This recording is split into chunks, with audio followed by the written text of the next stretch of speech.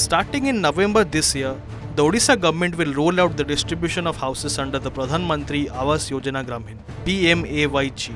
Rural Development Minister Rabi Narayan Naik said on Monday. Eligible beneficiaries in the state will receive houses in phases, including vulnerable groups like the separated and differently abled. However, Pakka houses will also be distributed in September under the Antyodaya Yojana in alignment with Prime Minister Narendra Modi's birthday celebrations. The beneficiaries identified under this scheme will receive houses as part of the larger PMAY initiative.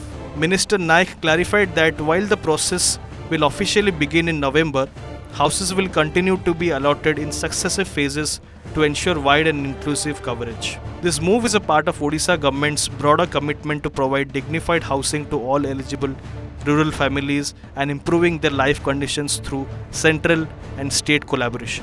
This initiative aims to benefit 50,000 individuals, including those who are differently abled, widows, and people suffering from various ailments. Worth mentioning, Chief Minister Mohan Charan Majhi had launched the Odisha Antyodaya Gruha Yojana 2025, a housing scheme in Kalahandi district on March 30.